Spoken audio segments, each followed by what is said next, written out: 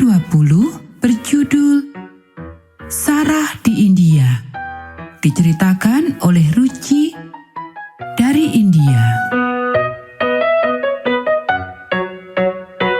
Ruchi sangat sedih. Dia telah menikah selama 3 tahun dan tidak punya bayi. Dia dan suaminya Deepak mengunjungi dokter dan mereka berdoa pada dewa-dewa kayu dan batu. Mereka melakukan semua yang mereka bisa pikirkan, tetapi tidak ada yang berhasil. Suatu hari, seorang wanita berusia 75 tahun bernama Sakina datang untuk mengunjungi anggota keluarga yang tinggal di rumah yang sama dengan Ruchi. Dia mendengar bahwa Ruchi ingin punya bayi dan berbicara dengannya. "Aku percaya pada Yesus, yang adalah Tuhan yang benar," kata Sakina. "Biarkan aku berdoa untukmu." Ruchi belum pernah mendengar tentang Yesus, tetapi dia senang bahwa seseorang ingin berdoa untuknya. "Aku butuh doa-doamu," katanya. "Saya sudah menikah selama 3 tahun dan kami tidak memiliki anak. Anak-anak adalah warisan Tuhan." Sakina memberitahu Ruchi dan mengundangnya untuk bertelut di lantai dan berdoa. Ruchi terbiasa bertelut kepada dewa-dewa kayu dan batu, dan dia duduk di samping Sakina.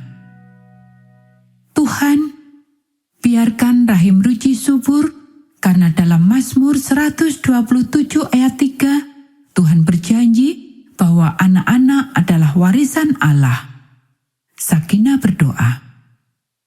Minggu berikutnya, Sakina kembali untuk berdoa bersama Ruchi. Dia datang lagi minggu setelah itu. "Kamu tahu, kamu juga harus berdoa," kata Sakina.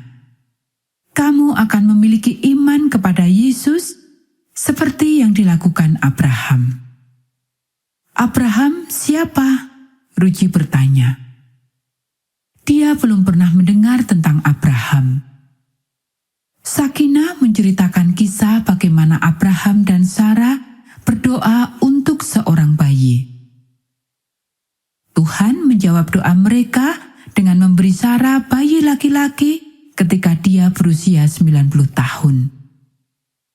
Ruchi berpikir, "Wow, jika Tuhan bisa memberikan bayi kepada Sarah ketika dia sudah sangat tua, maka dia bisa memberi saya bayi. Saya baru berusia 24 tahun. Ruchi mulai berdoa setiap hari untuk bayi. "Ya Tuhan, Engkau memberi bayi kepada Sarah. Beri aku seorang bayi juga," doanya. Suatu hari, Sakina menceritakan kisah Hana berdoa untuk seorang bayi dan Tuhan memberinya nama Samuel. Iman Ruchi tumbuh ketika dia mendengar cerita itu.